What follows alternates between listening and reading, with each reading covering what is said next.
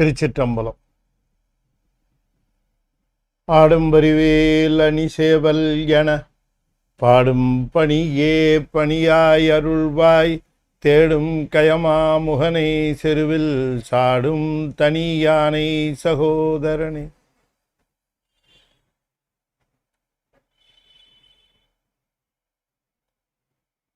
திருச்சிற்றம்பலம்.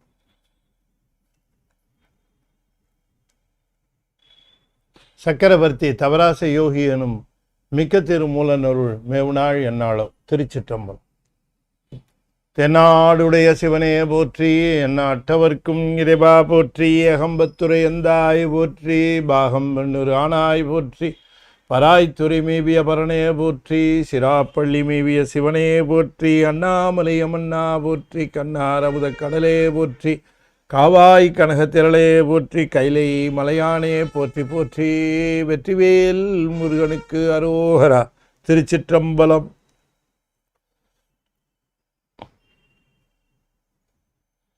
திருச்சிற்றம்.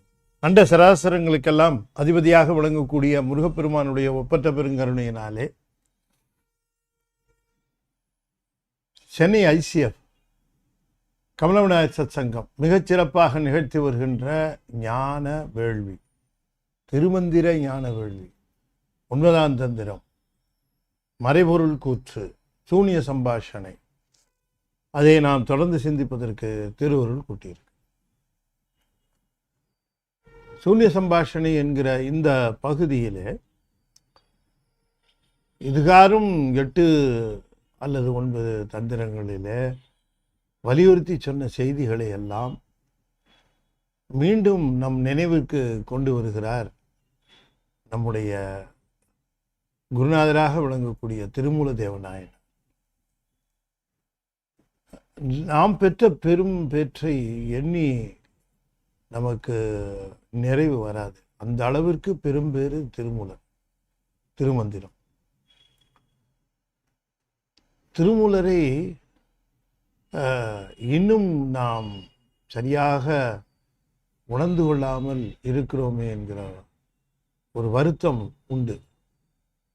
காரணம் என்ன என்று கேட்டால், திருமூலரை பலரும் பலவிதமாக பயன்படுத்தி கொள்ளுகிறார்.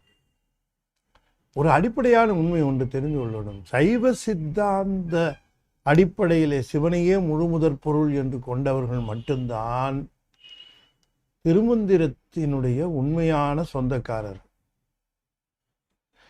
அதனாலதான் அவர் முதல் தந்திரம், முதல் மந்திரம், சிவனோடு ஒக்கும் தெய்வம் தேடினும் இல்லை. நான் அடிக்கடி அந்த பாடலுக்கு விளக்கம் சொல்லுகிற போது சொல்லுவேன், முதல்ல இதை ஒத்துக்கிறதா இருந்தா உள்ளப்போ, இல்லைன்னா அப்படியே போயிடு.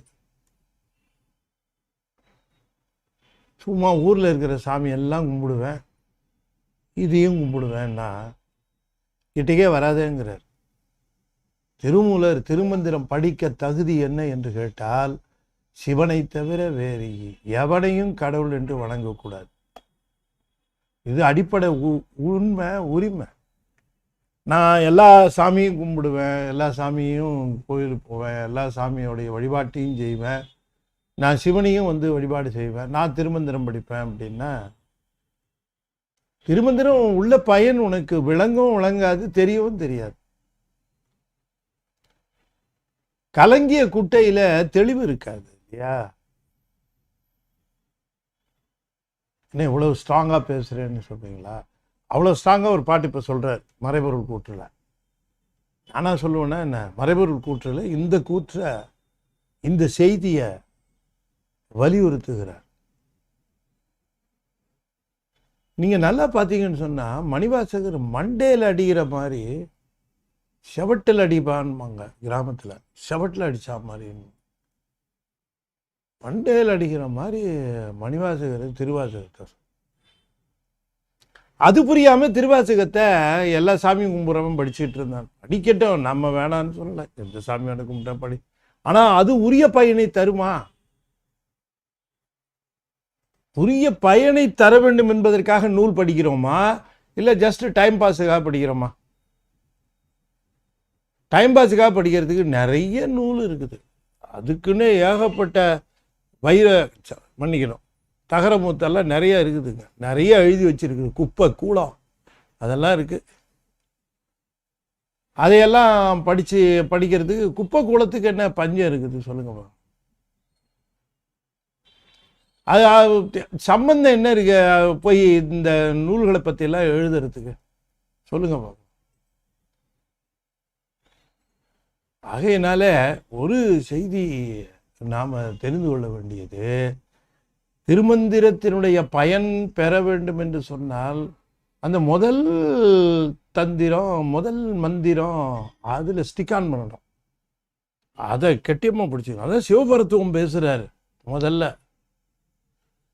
நூலுக்குள்ளே நுழையிறதுக்கு முன்னாடியே சிவனுடைய அந்த பரத்துவத்தை பற்றி பேசிட்டு தான் வருகிறார், அதனுடைய பெருமையை பேசிவிட்டுத்தான் வருகிறார்.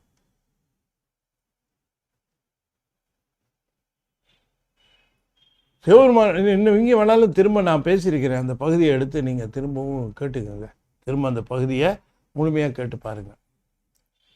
ஆகையினால அன்பர்களே, நான் ஸ்ட்ராங்காக பேசுகிறேன்னு நீங்கள் தப்பாக நினைக்காதீங்க. ஸ்ட்ராங்காக பேசுகிறது திருமூலர், அவருடைய வாய்ஸ் எடுத்து நான் அப்படியே பேசுகிறேன். அவர் தான் ரொம்ப தெளிவாக நமக்கு இதை சொல்லி இருக்கிறார். ஆகையினாலே திருமந்திரத்தை எல்லாரும் படிக்கட்டும், நான் வேணான்னு சொல்ல, அந்த நூலு தான் எல்லாருக்கும். ஆனால் ஒரு நூலாசிரியருடைய கருத்தோடு ஒத்துப்போகிறவர்கள் அந்த நூலை கற்றால் பயன் இருக்கும். நூலாசிரியரோட கருத்தோடு ஒத்து போகாமல் அந்த நூலை நான் படிக்கிறேன் அப்படின்னா அது என்ன பயனை தரும்? திருவாசகத்தை ஓதுகிற பொழுது அது என்ன, அந்த ஆசிரியருடைய கருத்து, மணிவாசகருடைய கருத்து என்ன? சிவத்தோடு ஒன்றுவது, அது அடிப்படை உண்மை இல்லையா? நீங்கள் சிவத்தோடு ஒன்றுவது என்று சொல்லுகிற ஒரு செய்தியை திருமந்திரமும் பேசுகிறது, திருவாசகமும் பேசுகிறது. ரெண்டு தான் அடிப்படை நூல். ரெண்டும் வந்துங்க, நான் என்ன சொல்கிறது, ரெண்டு கண்ணு, சைவத்தினுடைய ரெண்டு கண்கள் என்று சொன்னால் ஆச்சரியம் இல்லை. பார்வை ஒரே பார்வையாக இருக்குது, அதுக்காக சொன்னேன் ரெண்டு கண்ணுன்னு. கண்ணு ரெண்டாக இருந்தாலும் பார்வை ஒன்றா தானே இருக்கும், அதுபோல் ரெண்டு பார்வை ஒன்று, அதுக்காக சொல்கிறேன் ரெண்டு கண்ணுன்னு. ரொம்ப ஆச்சரியமாக இருக்குது. திருமந்திரத்தில் இருக்கிறதெல்லாம் திருவாசகத்தில், திருவாசகத்தில் இருக்கிறதெல்லாம் திருமந்திரத்தில். காலம் நமக்கு சரியாக கணிக்க முடியாததுனால எது முன்ன. ஆனால் ரெண்டு ஆசிரியருடைய கருணை இருக்குது பார்த்தீங்களா? மணிவாசகருடைய கருணையும் திருமந்திரத்தை நமக்கு அருளி செய்த திருமூலருடைய கருணையும், இந்த ரெண்டு கருணையும் இருக்கு பாருங்க. இந்த கருணையை புரிந்து கொள்ளாமல் இந்த நூலை கற்று என்ன பயன்? அதுதான் என்னுடைய கேள்வி. இந்த நூலை கற்றுக்கொள்ள வேண்டும், திருமந்திரத்தை கற்றுக்கொள்ள வேண்டும் என்றால் என்ன அடிப்படையாக தெரிந்து கொள்ள வேண்டுங்கிறது தான் இப்போ நாம் சொல்ல போகிற அந்த செய்தி. அப்படி ஒரு மணிவாசகராவது அவர் சொன்ன கருத்தையே வலியுறுத்திக்கிட்டு அவர் அதுலேயே நின்றுக்கிட்டு அப்படியே போயிட்டு இருப்பார் அவர் கொஞ்சம். ஆனால் திருமூலர் கண்டிப்பு, கராறு. ஏன்னா நந்தியம் பெருமான்கிட்டேருந்து அவர் வந்தவர். நந்தியம் பெருமான் ரொம்ப கண்டிப்பு, கராறு. அதனால தான் அவரை சொல்லுவது செங்கன் விடைமால்பாரு.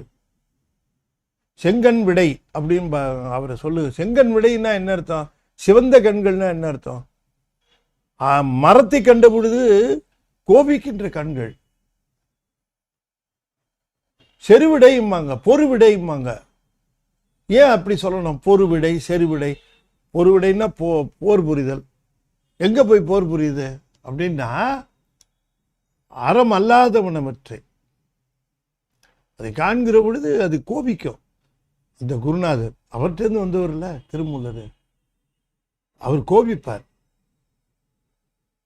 சும்மா ஏதாவது கதை பண்ணிக்கிட்டு இது ஆன்மீகம் அது ஆன்மீகம்ன்ட்டு என்ன இது இதெல்லாம் உயிருக்கு ஏதாவது உயிர் தருமா, என்ன பண்ணிட்டு இருக்க என்று கோபிப்பார். ஆகையினால நமக்கு கண்டிப்பான கராரான கருணைமிக்க ஆசிரியர் திருமூலர். மணிவாசகர் கருணைமிக்க ஆசிரியர், கருணையே வடிவமான ஆசிரியர் மணிவாசக பெருமாள். பாடல் என்ன தெரிஞ்சிருக்கும் நமக்கு? அவர் தோத்திரம் இல்லைன்னா நினைச்சு கூட பார்க்க முடியும். ஈசனுடைய அந்த அந்த அருட்திறம் அந்த பாடலில் ஒழுகுகிற விதம் என்னமா இருக்கு இல்லையா? அனுபவிச்சவங்களுக்கு தான் அது தெரியும். அதனால தான் திருவாசகத்திற்கு உருகாதார்னு சொன்னாங்க. சும்மா இலக்கியத்துக்காக அதை படிக்கலாமா? படிக்க முடியுமா? படிக்கிறது நாம் ஒப்புக்கொள்ள முடியுமா? இலக்கிய சுவை இருக்கிறது அதில் படிக்கிறேன்,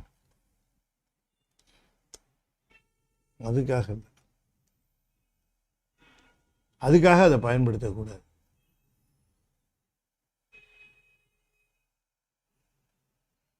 $500 பில்லு ஒரு 10 கொண்டு கொடுத்தாங்க, பத்திரமா வச்சுக்கோங்க. இருட்டா இருக்குன்னு விளக்க ஏற்றுறது, ஒளி ஏற்றுறதுக்காக பேப்பர் கொளுத்தணும்னு யாராவது ஒரு $1 கொளுத்தி பேப்பரை கொளுத்தி பார்ப்பானா? அதுக்காது நெருப்பு தான் ஒளி போக்குது, இருள் போக்குது, ஒளி தருது, இன்னும் பணத்தை எரிப்பானா? அது மாதிரி பொழுது போகணுங்கிறதுக்காக திருவாசகம் படிப்பானா? பொழுது போக்குறதுக்காக, அது பொழுதை உண்டாக்குவதற்கு.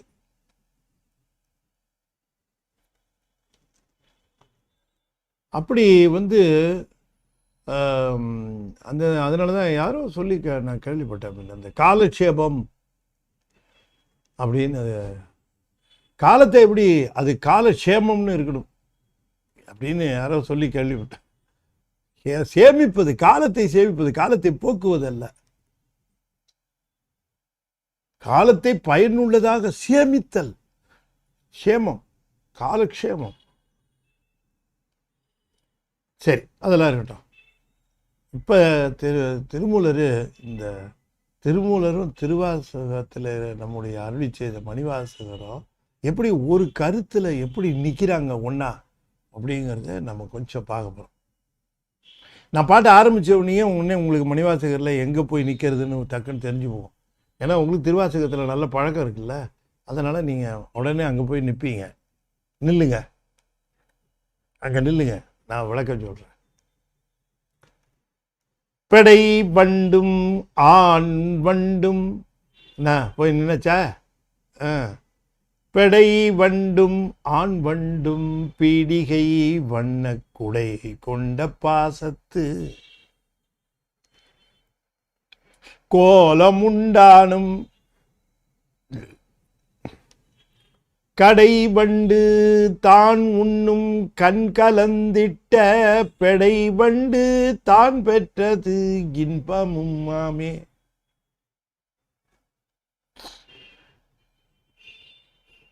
இந்த உலகத்தில் ஒரு விஷயம் நம்ம முதல்ல உங்களுக்கு சொல்லிடுறேன், அதை ஞாபகத்தில் வச்சுக்கங்க. அதான் இன்பம் அப்படின்னு சொல்லுகிற விஷயம் இந்த உலகத்தில் எல்லாருக்கும் காமனாக இருக்குது. ஒருத்தரை இன்பம் அப்படின்னு சொன்னால் அவருக்கு புரியுது, இன்னொருத்தர் கேட்டால் புரியுது, இன்னொருத்தர் கேட்டாலும் புரியுது, இன்பம் புரியுதுங்களே எனக்குங்கிறாங்க. ஆனால் அந்த இன்ப அனுபவம் எல்லாருக்கும் ஒன்றா இருக்கா அப்படின்னு கேட்குற பொழுது அது நீங்கள் நுட்பமாக பார்த்தீங்கன்னா தான் தெரியும்.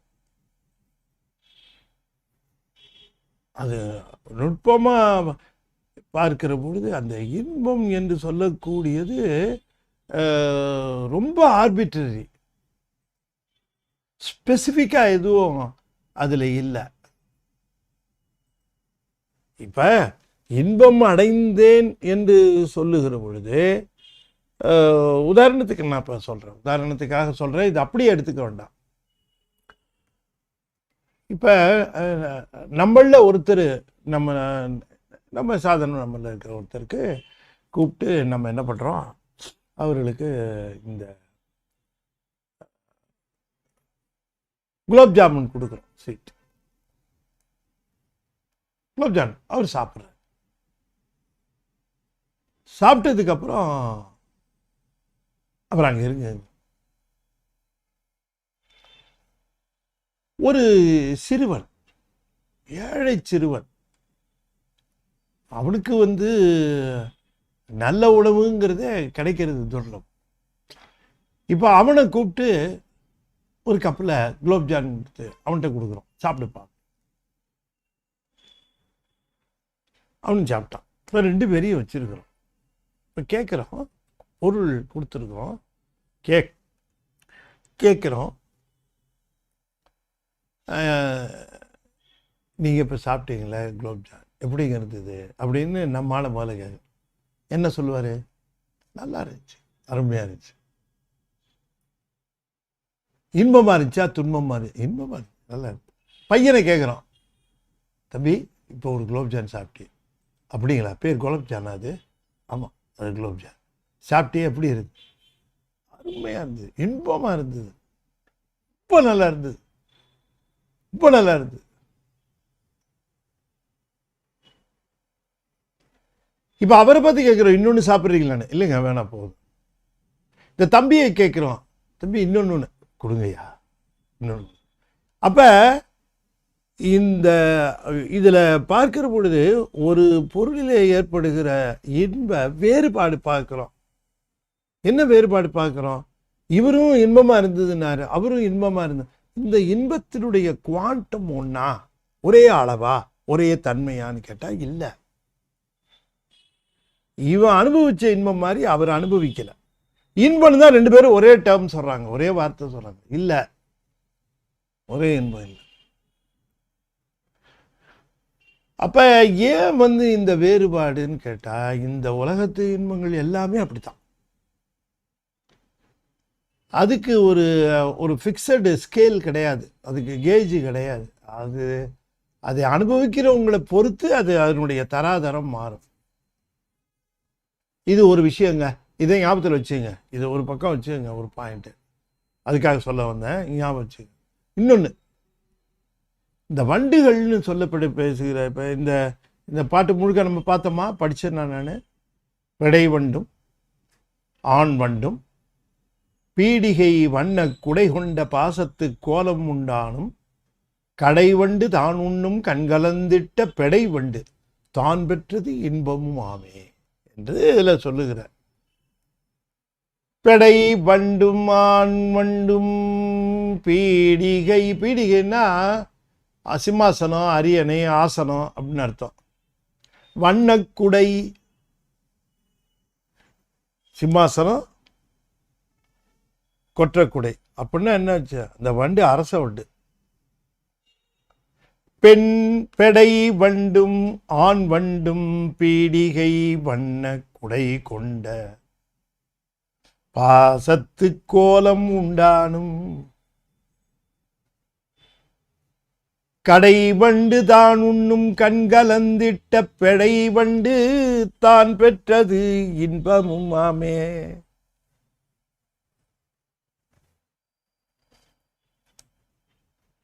பெடை வண்டும் ஆண் வண்டும் பீடி. அப்ப இதுல ஒரு பெரிய விஷயங்களை நமக்கு திருமூலர் தெளிவுபடுத்துகிறார்.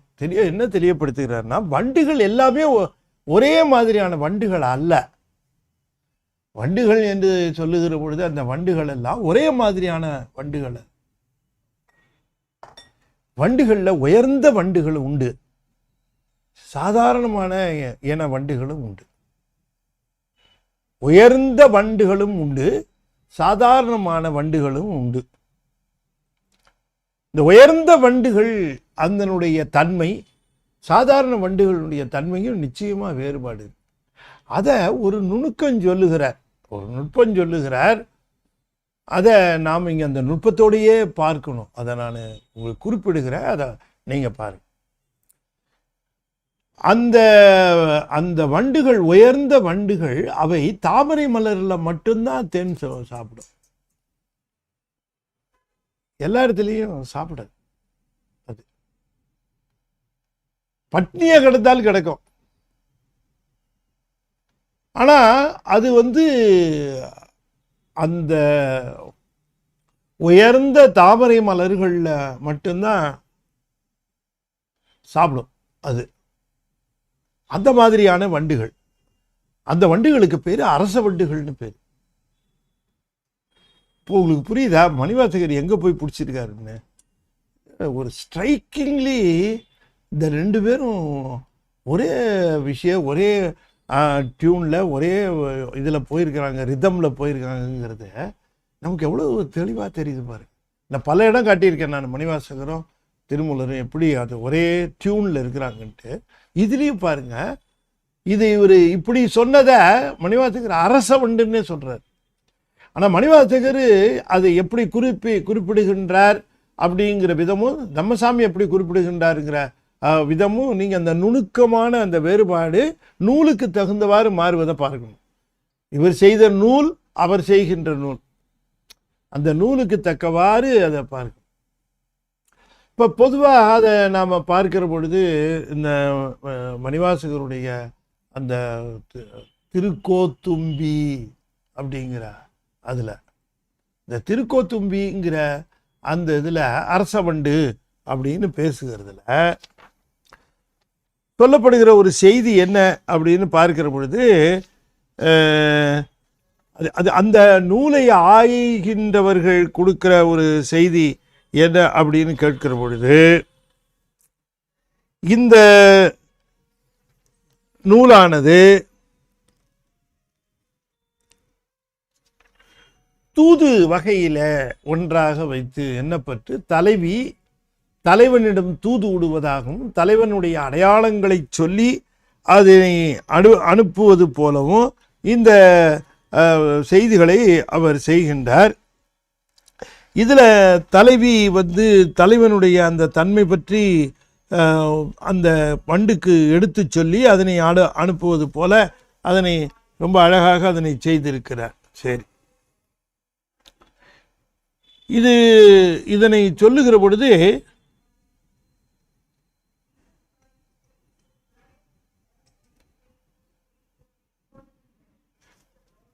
இந்த பகுதி நான் அந்த இலக்கியத்திலிருந்து பார்க்கிறேன், இலக்கியத்திலிருந்து அதுக்குன்னு இருக்கக்கூடிய அந்த குறிப்புரையை பார்க்கிறேன். அந்த இலக்கியத்தின் அடிப்படையில் இது சொல்லுகிற பொழுது, தலைவியானவள் வண்டை தூதாக அனுப்புகிறாள். அப்போ இறைவனுடைய அந்த குறிப்பு அடையாளங்களை எல்லாம் சொல்லி அனுப்புகிறாள் அப்படின்னுட்டு இந்த பகுதியை அமைத்திருக்கிறார்கள். சரி, ரைட், ஒரு பக்கம். ஆனால் இப்போ திருமந்திரத்தில் எப்படி இது வருகிறதுங்கிறதையும் பார்த்துட்டு, இவருக்கு இந்த கருத்து ரெண்டு பேருக்கும் ஒரே கருத்து தான், அடிப்படை கருத்து ஒன்று, பயன்படுத்தி இருக்கிற விதம் வேற. அதில் திருமூலர் ரொம்ப நுட்பமாக பயன்படுத்தியிருக்கார்.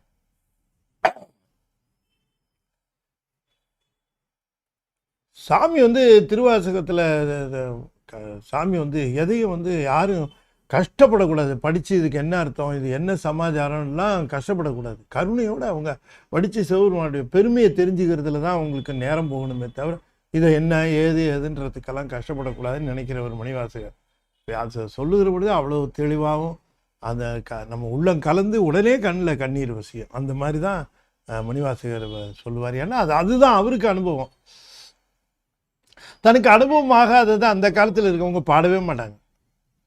தனக்கு எது அனுபவமாச்சோ அதைத்தான் பாடுவாங்க. இப்போ எதை வேணால் பாடலான்ற நிலை இல்லைங்களா?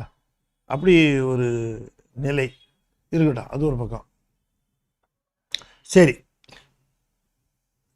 இப்போ நான் ஒரு வண்டுகளை பற்றி சொன்னேன். ஒரு குறிப்பிட்ட வண்டுகள் அரச வண்டுகள். இந்த அரச வண்டுகள் என்று சொல்லக்கூடியதில், இந்த அரச வண்டில் அந்த ஆண் வண்டு சிம்மாசனத்தில் வீற்றிருக்கக்கூடியதும் வெண்கொற்ற கொடை பிடித்தது போல தாமரை மலர்களுக்கு இடையில தான் இருக்கும். தாமரையில் தான் தேன் உண்ணும். அது படுகிறது தாமரையில் தான் படுக்கும், அங்கே தான் தங்கும். அப்படி தங்கிறதுனால அதை ஆசனம்னாரு. அந்த தாமரைகள் அது அப்படி ஒரு தாமரை அப்படி வெண்கொற்ற கூட மாதிரி அது மேலே அது சூழ்நிலையில் அப்படி இருக்கிறதுனால அது அரச வண்டு. அதுக்குன்னு ஒரு பீடிகை வண்ண குடை கொண்ட ஆண் வண்டு. பீடிகைனா ஆசனம், வண்ண குடை கொண்ட ஆண் வண்டு. சரி, மற்றது வண்டுகள் இருக்கு, வண்டுகள் இல்லாமல் இன்னும் மித்த நிறைய வண்டுகள் இருக்கு. ஆனால் அந்த வண்டுகள் எப்படி அப்படின்னு கேட்டால், அந்த வண்டுகளுக்கு செலக்டிவாலாம் கிடையாது. அது எதில் வேணால் போய் தேனை குடிக்கும், எதில் வேணால் சாப்பிடும், என்ன வேணால் பண்ணும். அது என்னன்னா கண்கலந்திட்ட தான் உண்ணும் அது கடை வண்டு. என்ன சொன்னாரு? கண்கலந்திட்ட தான் உண்ணும் கடை. கண்கள் கண்ணில் பார்க்கறதெல்லாம், கண்ணில் பார்த்து ஏதாவது பார்த்ததுன்னா அங்கே போய் ஏதாவது தேன் கிடைக்குதான்னு பார்த்து, சின்ன செடி, சின்ன பூவு, சின்னதாக இருக்கக்கூடியது, அது என்ன சுவை, அது என்ன நிலையில் ஒன்றும் பார்க்காது, அதில் போய் சாப்பிடும். அது கடை வண்டு. அது கடை வண்டு. கண்கலந்திட்ட தான் உண்ணும் கடை வண்டு. அப்படிப்பட்ட ஒரு கடை வண்டு. இந்த கடை வண்டிடம் ஒரு பெடை வண்டு பெறுகிற இன்பம். நல்ல கவனமாக கேட்கணும் இந்த நுட்பத்தை. அங்க சில வண்டுகள், பெடை வண்டுகள் என்ன பண்ணும், அரச வண்டுகளை மட்டுமே தேடி போய் தேன் உண்ணும். அரச வண்டுகளை மட்டுமே தேடி போய் தேன் உண்ணும் என்று சொன்னால் அரச வண்டிடம் சேரும். ஆனால் இந்த இன்னும் சில பெடை வண்டுகள் இருக்கு, அது கடை வண்டுகளிடம் கூட போய் சேரும். இப்ப நீங்க பொதுவா பார்த்தேன்னா இந்த பெடை வண்டும் அந்த பெடை வண்டும் பெறுகிற இன்பம் ஒன்றும் வேறுபாடு இல்லையா அப்படின்னு கேட்டா ஒரே ரெண்டுமே இன்பம்தான். இந்த பெடை வண்டு பெறுகிறதும் அந்த பெடை வண்டு பெறுகிறதும் இன்பம்தான். ஆனாலும் கூட கடை வண்டிடம் பெறுகின்ற இன்பமும் அரச வண்டிடம் பெறுகின்ற இன்பமும் ஒன்றா? மலையளவு வேறுபாடு மட்டுமல்ல, ஒப்பிடப்பட முடியாது. அந்த வண்டு தாமரையில தான் இருக்கும், தாமரையில தான் படுக்கும், தாமரை தான். அந்த வண்டா தேடி போய்தான் இந்த பெடை வண்டு சேரும், வேற எல்லா ஆண் வண்டுகிட்டையும் போகாது. அப்படி சில பெடை வண்டுகள் உண்டு. சில பெடை வண்டுகள் எந்த ஆண் வண்டு எதா இருந்தாலும் சரி அது கூடி கழிக்கும். ஆனால் தான் பெற்றது இன்பமும் ஆமே, அந்த ரெண்டு இன்பமும் ஒன்றுன்னு சொல்லலாமா என்று கேட்டுவிட்டு திருமூலர் நிறுத்திட்டார் பாட்டை. சரி, இப்போ நீங்கள் நல்லா பாருங்க. இப்போ அவர் ரெண்டு விதமான வண்டுகள், ஆண் வண்டுகளை காட்டுகிறார். ஒன்றை ஆண் வண்டுன்னு சொன்னார், இன்னொன்னை கடை வண்டு என்று சொன்னார். பெடை வண்டுகளை பெடை வண்டுன்னு தான் சொன்னார், அதுல வேறுபாடு சொல்லாம பெடை வண்டு என்று சொன்னார். இப்ப இந்த ஆண் வண்டுங்கிறது இப்ப நான் சொன்னதுனால உங்களுக்கு பீடிகை வண்ண குடைன்னு சொன்னதுனால இது என்ன வண்டு? அரச வண்டு. அது நல்லா தெரிஞ்சு போச்சு. ஆகையினாலே இப்ப நல்ல அன்பர்களே நீங்க நல்லா தெரிஞ்சுக்கிட்டீங்க.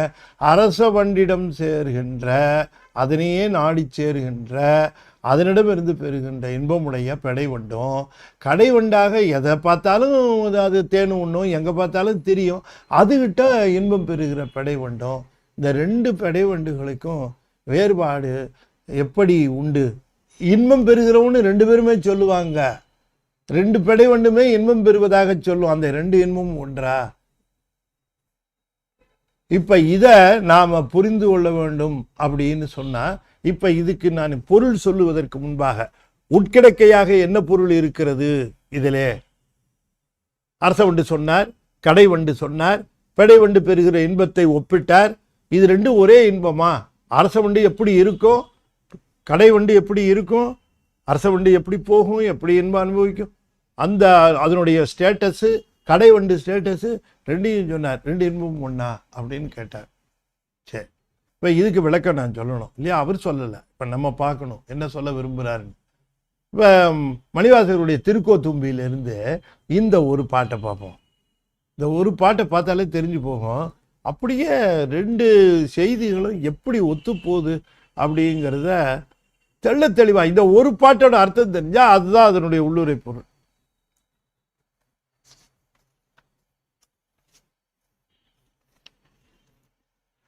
அத்தேவர் தேவர் அவர் தேவர் என்றிங்கன் பொய் தேவு பேசி புலம்புகின்ற பூதலத்தே.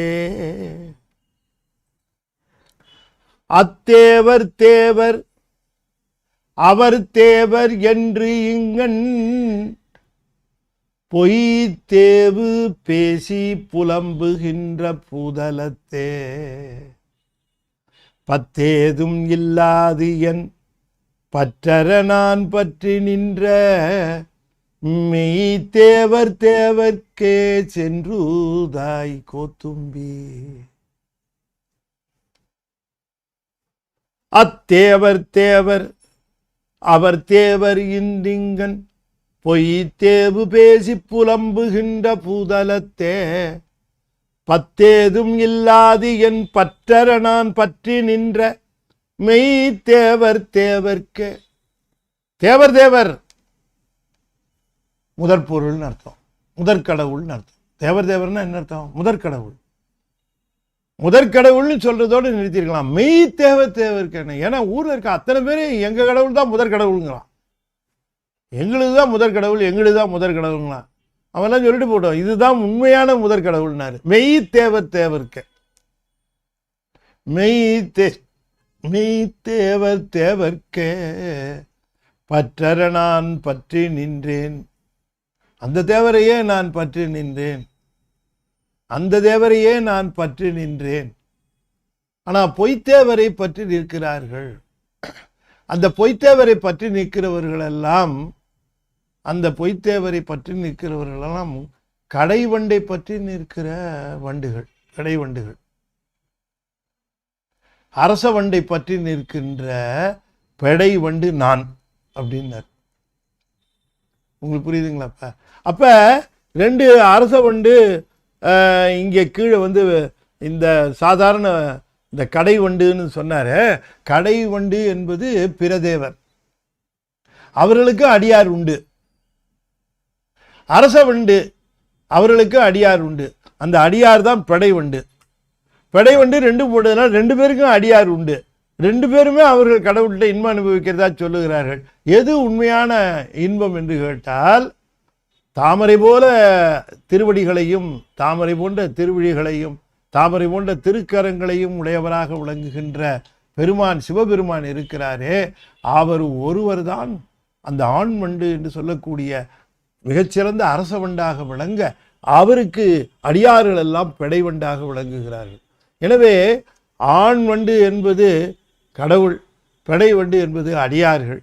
அப்படி சொல்லுகிற பொழுது ஆண் வண்டு என்று சிவபெருமானை மட்டும் சொன்னவர் மற்ற கடவுளரை கடை வண்டு என்று சொன்னார். அதைத்தான் இங்கே மணிவாசகர் சொல்லுகிறார். அத்தேவர் தேவர், அவர் தேவர், அவர் தான் கடவுள், இவர் தான் கடவுள், இவர் தான் உடனே பலன் தருகிறவர், இவர் 48 நாள் போனால் பலன் தருவார், இவர் தினம் போய் விளக்கேற்றினா பலன் தருவார் என்றெல்லாம் பல தேவர்களை தேவர் என்று சொல்லி அவங்கள ஒரே ஒரு பிராக்கெட்டில் போட்டார் பாருங்க. என்றீங்கன்னு பேசின்னு சொல்லணும் மணிவாசகர். பிராக்கெட்டில் எல்லா தேவர்களும் போட்டுட்டு பிராக்கெட்டில் பொய்த்தேவர்கள்னு போட்டார். பொய்த்தேவு. ஆனால் மணிவாசகர் சில சமயத்தில் அடித்தாருன்னா அந்த மாதிரி ஒரு மரண அடி எங்கேயும் பார்க்க முடியாது. இல்லை அத்தேவர் இத்தேவர்னு கொஞ்சம் டீசெண்டாக சொல்லிட்டு இருந்தவர் பொய்த்தேவுன்ட்டார். இதை விடவா ஒரு மணிவாசகரை வியக்கிறதுக்கு வேறு என்ன இடம் வேணும் நீங்கள் சொல்லுங்க. ஒரு இடம் தொட்டாலே எப்படி அதை குரூப் போகிற போக்கில் அடிக்கிறாருங்க. பொய்த்தேவு பேசி அப்படின்ட்டார். எல்லாம் ஃப்ராடு டாக்டர், ஃப்ராடுடா எல்லாம். அதெல்லாம் ஒன்றும். இதை வந்து முதல் பாட்டில் சொல்லியிருப்பாரு, யார் யாருன்னு லிஸ்ட் எல்லாம் போட்டிருப்பாரு. ஆனாலும் இங்கே வந்தார், சின்ன கொஞ்சம் தள்ளி வந்தார். பூவேறு கோணும் புரந்தரனும் பொற்பமைந்த நாவேறு செல்வியும் சரஸ்வதி. இந்த சரஸ்வதியினுடைய கடாட்சம் பெற்ற அந்த காரணத்தினால சில பேர் நம்ம ரொம்ப பெரிய ஆளுன்னு நினச்சிக்குவோம். கல்வி என்னங்க, அது கொஞ்சம் கற்றுக்கிட்டா வரும், அருள் தான் கஷ்டம். பூவேறு கோன் யாரு? பிரமன். புரந்தரன் யாரு? இந்திரன். பொற்பமைந்த நாவேறு செல்வி சரஸ்வதி. நாரணன் நாராயணன். நான்மறை 4 வேதங்கள். ஏன்னா இவனுங்க 4 வேதம் சுயம்பு வந்ததுங்க. வேதமெல்லாம் யாரும் எழுதலை, தோற்றுவிக்கலை, வந்ததுங்க. சரி, அதையும் வச்சுக்கோ. நான்மறையும் நான்மறைக்கு மேலாக ஒரு பொருளை சொல்ல முடியாதுன்னு சொல்லக்கூடாது. நம்ம நான்மறையை கொண்டு போய் நாதத்தில் வச்சுட்டோம், அதையும் தாண்டி தான் போயாகணும். சும்மா அத்தை பிடிச்சி தொங்கிட்டு இருந்தா போகவே முடியாது. மாவேறு சோதியும்னாரு. நல்லா பாருங்க அந்த பாயிண்ட்ல. மாவேறு சோதினா யாரு? மானா ரிஷபம், ரிஷபத்தில் ஏறுகிற சோதினாரு. யாரு? உருத்திர. அப்ப 4வது சதுர்த்தன்ன பேரு. வடமொழியில் சொல்லுவாங்க சதுர்த்தன்பாங்க சிவபெருமானுக்கு. நம்ம சுந்தரமூர்த்தி சாமி ரொம்ப அழகாக சொல்லுவார், நாற்றானத்து ஒருவனும் நல்லாற்று நம்பியும் வெள்ளாற்று விதியும் திரு அதிக வீரட்டான திருப்பதிகத்தில் சொல்லுவார். இந்த நாற்றானத்து ஒருவன்னா 3 தானத்தில் இருக்கிற அந்த இவரையும் எடுத்துக்கணும். மாவேறு சோதி உருத்திரன் ரிஷபம் 2 பேருக்கும் காமன், 2 பேரும். ஆனாலும் கூட அவர் உயிர் வர்க்கம்தான் உருத்திரன். சிவங்கிறது பதி, அது ஒன்னே ஒண்ணுதான் பதி. ஆகையினால இத்தனை பேரையும் சொன்னவர் இங்க அப்புறம் என்ன நினைக்கிறாரு, சரி இந்த கடவுள் பேரெல்லாம் சொன்னோம், இந்த பேர் சொல்லாத கடவுள்லாம் நிறைய இருக்குமே. திடீர்னு சீரடி சாய் பாபாம்பான், திடீர்னு சத்யசாய் பாபாம்பான், இப்படியெல்லாம் ஏதாவது பேரை சொல்லி வச்சுக்கிட்டு இல்லையா, இதெல்லாம் இது நான் தப்பா பேசுறேன்னு நினைச்சுக்காதீங்க. இது பிறப்புக்கு வழிவகுக்கும்.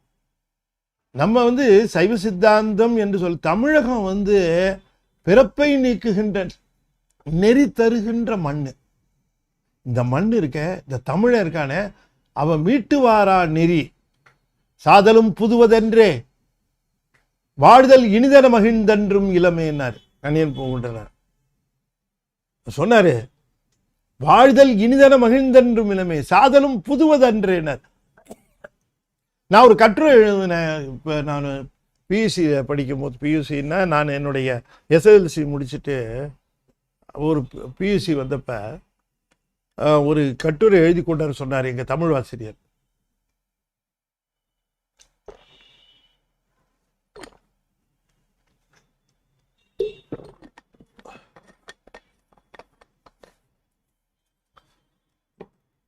சாமிமுத்துன்னு பேர், அவர் பேர். அவர் கிறிஸ்துவர் தான், ஆனாலும் கூட தமிழில் கொஞ்சம் அன்புடையவர், பற்றுடையவர். அவர் வகுப்பில் சொல்லுவார், கவிதைகள் எழுதிட்டு வாங்கடா அப்படின்னு பசங்களை பார்த்து சொல்லுவார். அவர் கவிதை எழுதிட்டு வாங்க, ஒவ்வொரு நாளும் ஒவ்வொருத்தர் ஒரு கவிதை எழுதிட்டு வாங்க, அதை படித்து நம்ம சொல்லலாம் பாரு. ஒரு ரூபாய் எழுத மாட்டோம், நான் தான் எழுதிட்டு போவேன். தினம் ஒரு கவிதை எழுதிட்டு போவேன். அதான் அப்போ அந்த கவிதையை படித்து அர்த்தம் சொல்லுவார். நல்லா சார் நல்ல பொருள் சொல்லுவார், அழகாக சொல்லுவார். அவர் தான் ஒரு நாள் கட்டுரை ஒன்று எழுதிட்டு வர சொன்னார். சரின்னு ஒரு கட்டுரை எழுதிட்டு போனேன். அந்த கட்டுரைக்கு தலைப்பு என்னென்னா சாதலும் புதுவதன்றே அப்படின்னு தான் எழுதுனேன். நல்லா ஞாபகம் இருக்கு, இன்னும் பசுமையா. அவர் கேட்டார், டே என்னடா உன் வயசு, இந்த வயசுக்கு என்னடா தலைப்பு எழுதுனடி, சாதலும் புதுவதன்று அப்படின்னு கேட்டார். சார் கணியன் பூங்குன்றன் எழுதுனதில் எனக்கு ரொம்ப அது கேட்சிங்காக இருந்ததுங்க சார், அதனால் அதை நான் எழுதினேன் அப்படின்னோடனே அந்த கட்டுரையை வகுப்புலையே படித்து காட்டினேன். அப்போது ஒரு அம்மா தனியாக இறந்து போகிறதுக்கு தனியாக இருக்கிறாங்க. அவங்க தனியாக இருக்கிறவங்களுக்கு இறந்து போகிறதே ஞாபகம் வருத்தப்படுறாங்க. அப்போ ஒருத்தர் இந்த பாடலோட விளக்கத்தை, இந்த வரியினுடைய விளக்கத்தை சொல்லி, தனியாலாம் இல்லைம்மா நீங்கள், நாம் இறந்து போகிறத நினச்சி தான் இந்த தனிமை பயமுறுத்துது. நாம் இறந்து போனதுக்கு பிறகும் கூட நம்ம இறைவன் நம்ம கூட தான் இருக்கிறாரு, இப்பவும் கூட தான் இருக்கிறார். அவர் நம்ம கூட இருக்கிறாருன்னு ஃபீல் பண்ணிட்டோம்னா நம்ம தனிமை கிடையாது. அதனால் இறந்து போகிறதும் திரும்ப பிறக்கிறது நமக்கு ஒன்றும் புதுசு இல்லை, அது நம்ம வழக்கமாக செய்துக்கிட்டு வர்றது தான் அப்படின்னு அவருக்கு ஒரு ஆறுதல் சொல்கிற மாதிரி அந்த ஒரு கட்டுரை. எதுக்கு சொல்ல வருகிறேன் என்று சொன்னால், நம்ம பழங்கால தமிழனுடைய நெறிமுறைகளில் மீட்டு வாரா நெறி அப்படிங்கிற ஒரு நெறி நம்ம தமிழர். அதுக்கப்புறம் புற சமயங்கள் வந்துருச்சு, பிற சமயங்கள் வந்துருச்சு, அதெல்லாம் எதையோ போட்டு குட்டையை குழப்பிக்கிட்டு ஏதோ செய்துட்டுருக்கு. தமிழனுடைய நெறி தமிழனுக்கு போச்சு.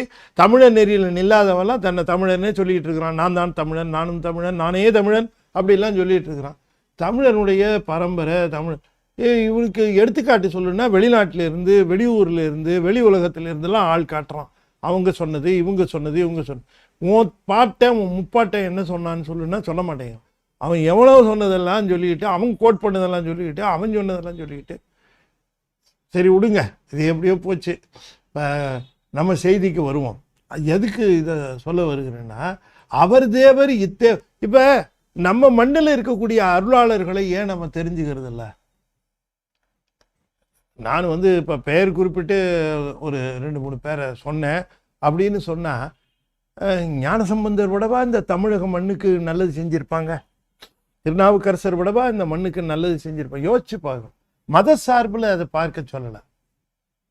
தமிழன்கிற சார்பிலேயே பார்க்கலாம். அதுக்கு ஒரு ப்ராட் மைண்டட்னஸ் வேணும். யாரையோ எதிர்க்கிறோன்னுட்டு இவன் தனக்கே குழி நோண்டிக்கிறான். யாரையோ எதிர்க்கிறோம், யாரையோ குழி தோன்றோம்னு நினச்சிக்கிட்டு தனக்குத்தானே குழி தோண்டி நம்மையும் சேர்த்து இழுக்கிறான் உள்ளார. வா நம்ம எல்லாம் உள்ளே படுத்துக்கலாம், நல்லா இருக்கும். மண்ணையும் நேரம் மேலே போட்டுக்கிட்டோன்னு வச்சுக்கையே, ரொம்ப சாஃப்டாக ரொம்ப சந்தோஷமாக இருக்குன்னு குழியை வெட்டி உள்ளே இறங்கி மண்ணையும் மேலே போட்டுக்கிறதுக்கு எத்தனை வழி உண்டோ அத்தனை வழிகள் இருக்குது. நம்ம ரொம்ப கவனமாக இருக்கணும், ரொம்ப கவனமாக இருக்கும். கவனமாக இருந்தோம்னா தப்பிக்கலாம். இல்லை இந்த நெறியெல்லாம் நமக்கு ஒன்றும் பயன்படாமல் போயிடும். திருமந்திரத்தை எவன் பேசுகிறான் சொல்லுங்கள், நீங்கள் சொல்லுங்கள். திருமந்திரத்தினுடைய தன்மை, திருமந்திரத்தினுடைய செல்வம், ஒரு பெரிய செல்வம், ஒரு பெரிய ப்ராப்பர்ட்டி. ஜெர்மன்காரன் இப்போ டேப் பண்ணுறான் இந்த திருமந்திரத்தை. வெளிநாட்டில் பல பேரும் டேப் பண்ணுறான். நம்ம உள்ளூர்காரன் எவனுக்காவது இதை பற்றி தெரியும்?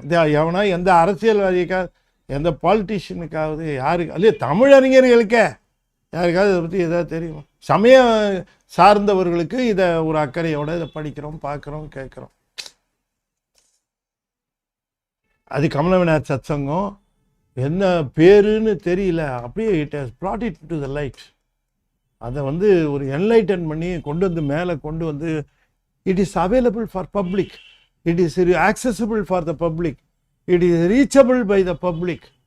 யூடியூப்பில் இருக்க யார் வேணால் போட்டு கேட்டு தெளிவு பெறலாம் என்ன சொல்லியிருக்கு. இதில் சொல்கிறார் பாருங்க, ஏன் இதுக்கு இவ்வளோ தூரம் அடிப்படை சொல்கிறேன்னா, இந்த பெடை வண்டு அடியார், இந்த உயிர்கள் ஆண் வண்டாக இருக்கும் அரச வண்டை சேர்ந்தால் உயர்ந்த நிலை. இது இன்னும் தெளிவாக அடுத்த பாட்டத்தில் சொல்லுவார், அடுத்த பாட்டில் இன்னும் தெளிவாக சொல்லுவார். ஆகையினால இந்த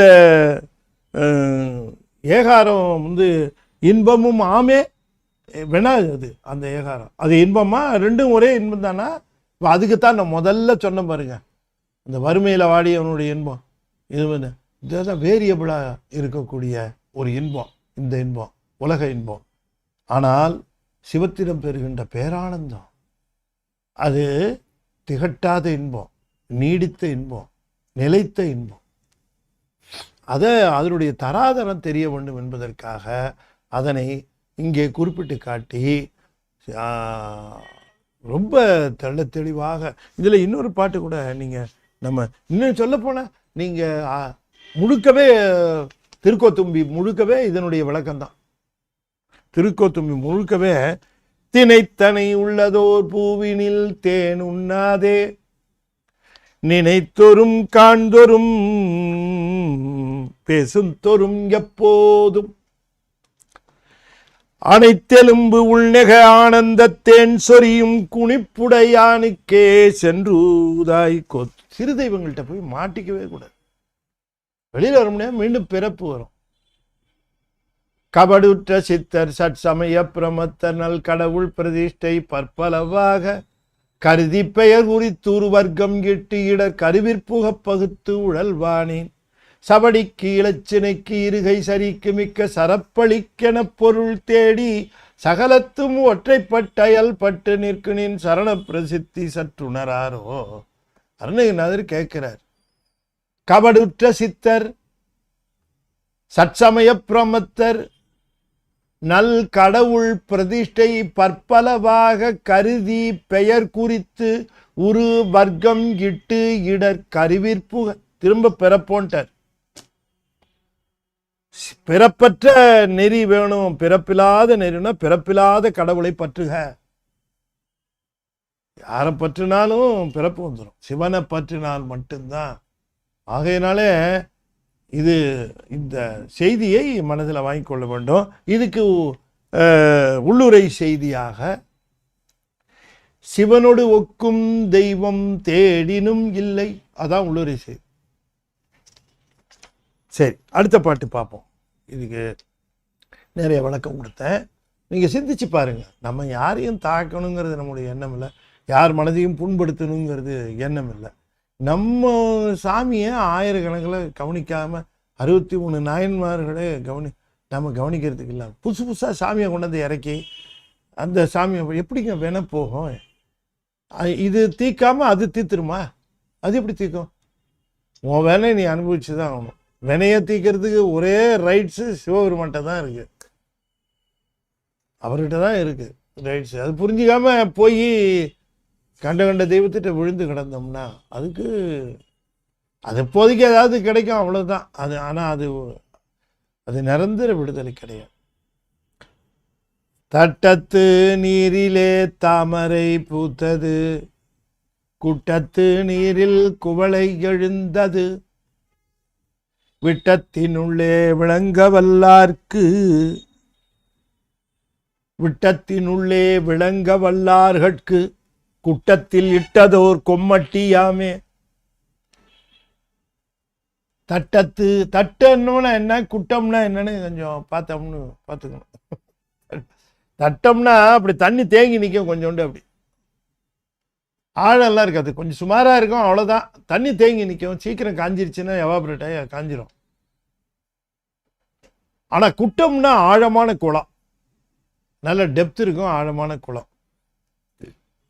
அதுதான் ரெண்டுக்கும் இருக்கக்கூடிய வேறுபாடு. தட்டம் குட்டம்னா இதான். ஒருத்தர் அந்த பக்கமாக போனார்,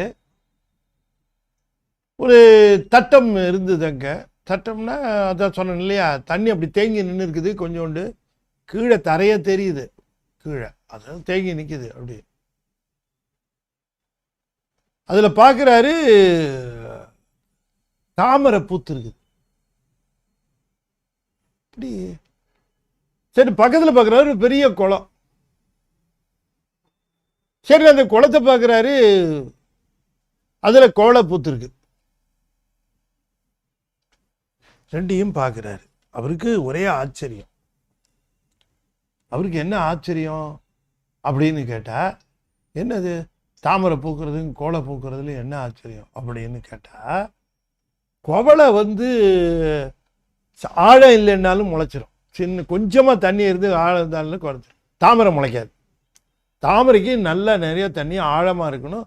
அதில் தான் அது தாமரை கிழங்குலேருந்து அது தண்டு இது பண்ணி அது வரும், மேலே வரும். ஆனால் இங்கே அந்த கொஞ்சமாக இருக்கிற தண்ணி ஆழமே இல்லை, கொஞ்சமாக இருக்கிற தண்ணியில் தாமரை வந்துருக்குது. அப்போ இதில் போய் கோலை வருது. இது என்ன காரணம் அப்படின்னு இவருக்கு புரியல. நின்று பார்த்துக்கிட்டே இருக்கிறார். பார்த்துக்கிட்டே இருக்கும்போது அவருக்கு ஒன்று தோணுச்சு.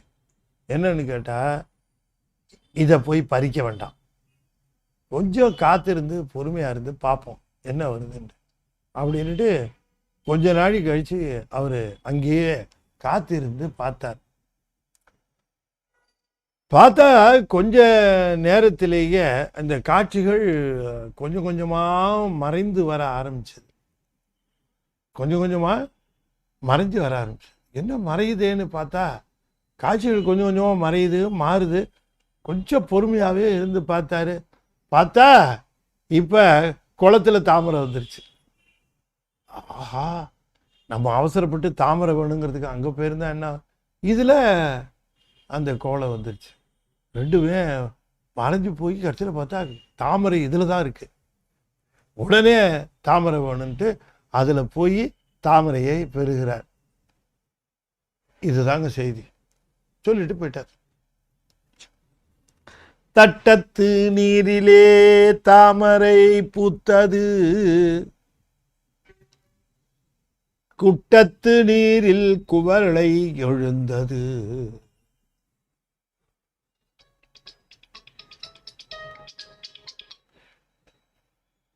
குட்டத்து நீரில் குவளை எழுந்தது,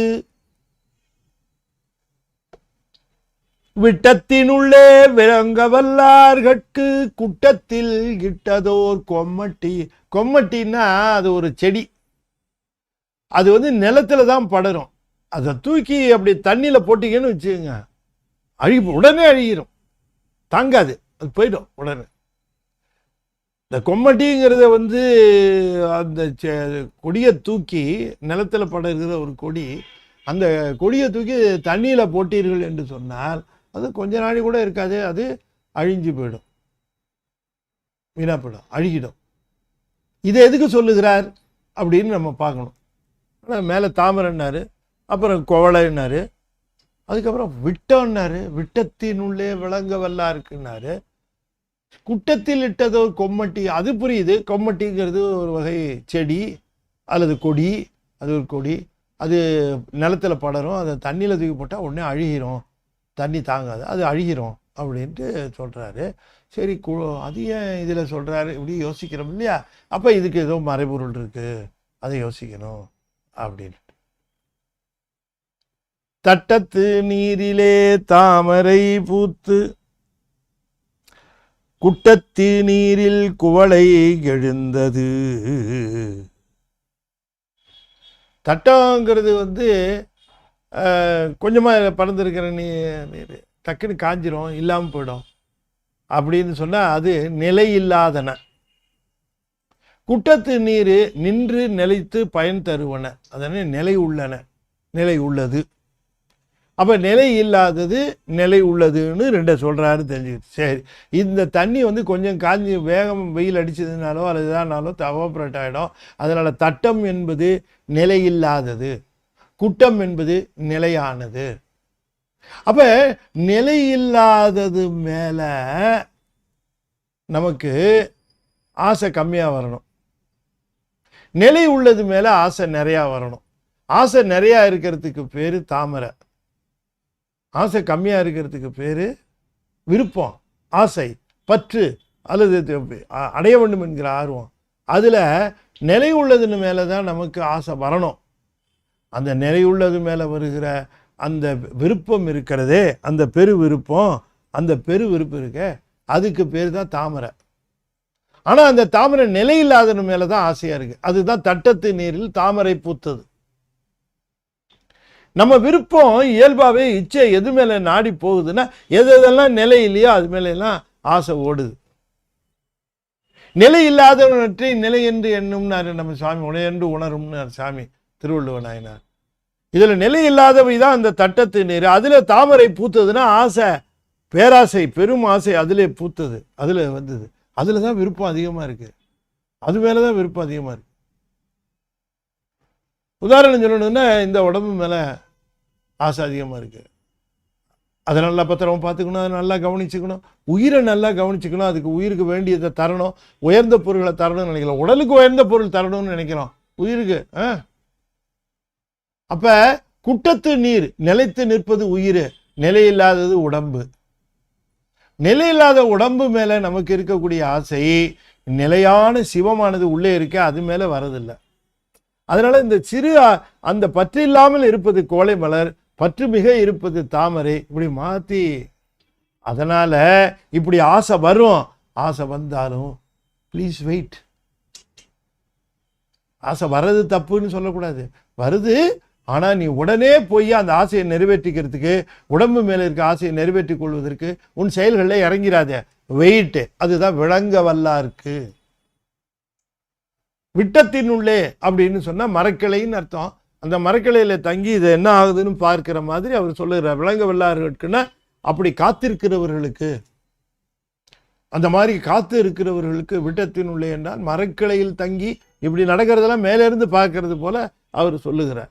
ஆகவே விட்டத்தினுள்ளேனா இந்த உலகத்தில் அர்த்தம், பிரபஞ்சத்தில் காத்திருப்பவர்களுக்கு. அவர்களுக்கு என்ன ஆகுமா, இது முன்னால் நடந்துட்டு இருக்கிறது குட்டத்தில் இட்டதோர் கொம்மட்டியாமே, நிலை இல்லாமல் போயிடும்.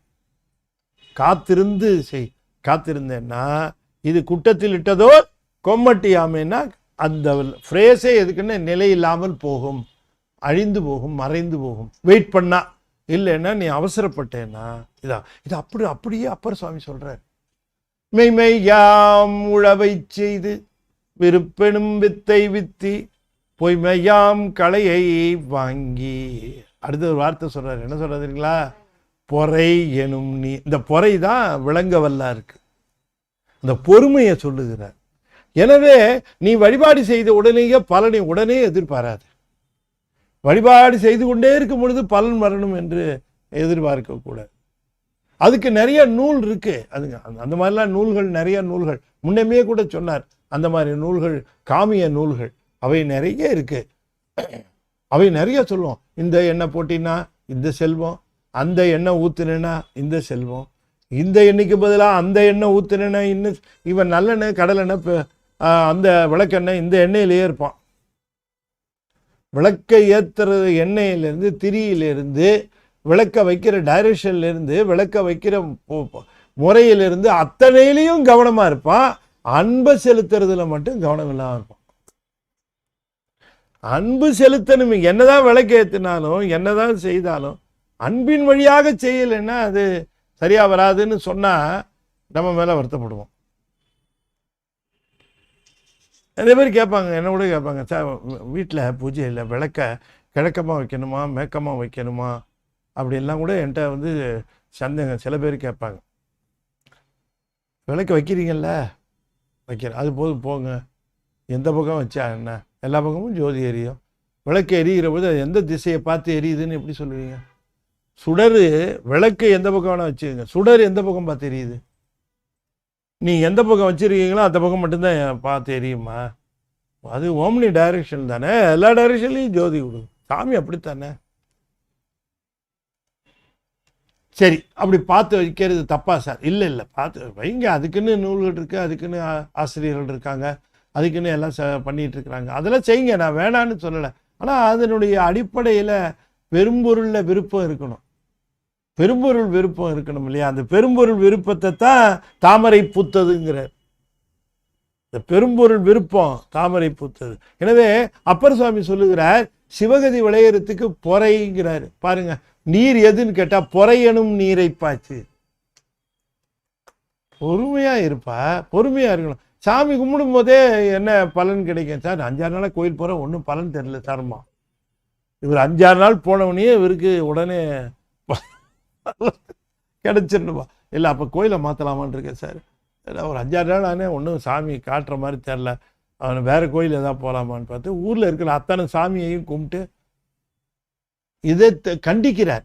அதனால அந்த பொறுமை என்று சொல்லக்கூடிய ஒன்று நம்முடைய ஆன்மீகத்தில் ரொம்ப அவசியம். இறைவனை வணங்குகிற பொழுது அந்த பொறுமை, அந்த அதுவும் ஆசிரியர்கிட்ட சீடர் எவ்வளவு பொறுமையாக இருக்கணும். அந்த பொறுமை என்பது தான் ரொம்ப முக்கியம். அது நீர்னார் இல்லைங்களா? அதைத்தான் இங்கே திருமூலர் குறிப்பிடுகின்றார் என்று சொல்லி உள்ளுரை செய்தி, சிவகதி விளைய பொறையனும் நீரை பாய்ச்சுக அப்படின்னு அதிலிருந்து எடுத்தது. சிவகதி விளைய பொறையனும் நீரை பாய்ச்சுக அப்படின்னு போட்டிருந்தேன். பாய்ச்சுக அந்த பொறுமை கடை அதை தான் சொல்றார். விளங்க வல்லார்களுக்கு அது நிலையாமையை தெரிஞ்சு போய்டும் டக்குன்னு. ஏன்னா அதுக்கு காரணம் ஆணவம் தான் அதனுடைய அடிப்படை காரணம். இப்படி செயற்கையாக ஒன்று நடந்திருக்கு, நடக்கக்கூடாது நடக்குது. இதில் வந்து கோலை வருது, அதில் வந்து தாமரை வருது. இது நடக்கக்கூடாது, இயற்கைக்கு மாறினா அந்த செயற்கைக்கு ஏதாவது ஒரு அடிப்படை ஒரு காரணம் இருக்கும். ஒரு மயக்கத்துக்கு ஏதாவது ஒரு காரணம் இருக்கணும். ஏன் இப்படி மயங்கி இது தோன்றுகிறது என்று சொன்னால் ஆணவ மலம். அதை நீக்குக. அது தானாக நீங்கிறதுக்கு வெயிட் பண்ண. ஆணவ மலம் நீங்க பிறகு பார்க்கிறது தான் சரியான பார்வையாக இருக்கும்.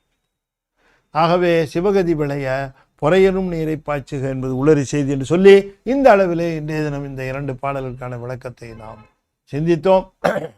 இனி நாளைய தினம் மாலை 30, நாளைக்கு 30ஆம் தேதி, நாளைய தினம் மாலை சந்தமுனி திருப்புகழ் சங்கத்தினுடைய திருப்புகழ் விளக்க உரை. அது மாதம் ஒரு திருப்புகழ் நினைப்போம்ல, மந்த் எண்டு வந்துருச்சு 30. அதனால் மாதம் ஒரு திருப்புகழ் சிந்திப்பது அவங்களுடைய சங்கத்தினுடைய ஒரு குறிக்கோள். அப்படி நாளைய தினம் ஒரு திருப்புகழை நாம் சிந்திக்க இருக்கிறோம் என்று சொல்லி இந்த அளவிலே இன்றைய தினம் இதை நிறைவு செய்கிறோம். நிறைவு செய்யும் முகமாக 5 எழுத்தை 5 முறை ஓதுவேன். அன்பர்கள் தொடர்ந்து ஓத வேண்டும் என்று திருவடி பணிந்து வேண்டிக்கொள். ஓ நம சிவாய, ஓ நம சிவாய, ஓ நம சிவாய, ஓ நம சிவாய, ஓ நம சிவாய. திருச்சிற்றம்பலம். அன்பர்களே, அடியேன் சொற்பொழிவு செய்கிற பொழுது ஏதாவது ஒரு சில கருத்துக்களை உங்கள் மனம் புண்படுபடி சொல்லியிருந்தால் அடியேனை பொறுத்தருள வேண்டும். நான் என்னன்னு கேட்டிங்கன்னா, எது உறுதி பயக்குங்கிறது சொல்கிறதுல கண்டிப்பாக இருக்கணும். எது உறுதி பயக்கும், நான் ஆதாரம் இல்லாமல் சொல்ல மாட்டேன். எதுவுமே என் சரக்கு இல்லை, அப்படி நான் சொந்தமாக எதுவும் சொல்ல மாட்டேன். பொய் சொல்லக்கூடாது. எல்லா திருமூலரும் மணிவாசகரும் அருணகிரிநாத பெருமானும் அருளி செய்தவற்றைத்தான் திருமுறைகள் இருக்கிறத தான் எடுத்து அருளி செய்வோம். நம்ம திருமுறைகளை ஃபாலோ பண்ணுறோன்னு சொல்லிவிட்டு அப்புறம் அதுலேருந்து டிவியேட் ஆகி போய் வேறு செய்திகளை செய்துட்டு இருந்தால் நம்ம ஓய்வு பெற முடியாது. அதனால் நாம் இங்கே பேசும்போது திருமூலர் ரொம்ப கண்டிப்பானவர்னு நான் தொடங்கும் போதே சொன்னேன். அதுபோலவே அவர் சொன்ன செய்திகளைத்தான் நான் இங்கே சொல்லுகிறேன். அவர் ரொம்ப தெளிவாக அந்த திருதெய்வம் வழிபாடு என்பதை கண்டிக்கிறார். சிவன் ஒருவனை வணங்க ஆரம்பித்தப்பறம் சிவன் ஒருவன் தான் தெய்வம், அதில் நம்ம தெளிவாக இருக்க வேண்டும், அந்த கருத்தை சொல்லுகிறார் என்று சொல்லி ஞானத்திரள் புத்தகத்திற்கு உங்களுடைய நல்லாதரவு வேண்டும். அதில் வருகிற கட்டுரைகளுக்கு உங்களுடைய நல்லாதரவு வேணும். மற்றவர்களுக்கும் அந்த நூலை அறிமுகப்படுத்துங்கள் என்று சொல்லி இந்த அளவில் நிறைவு செய்து மீண்டும் நாளை சந்திப்போம் என்று கூறி விடைபெறுகிறேன். நன்றி, வணக்கம். திருச்சிற்றம்பலம். தென்னாடுடைய சிவனே போற்றி, எந்நாட்டவர்க்கும் இறைவா போற்றி, வெற்றிவேல் முருகனுக்கு அரோகரா. திருச்சிற்றம்பலம்.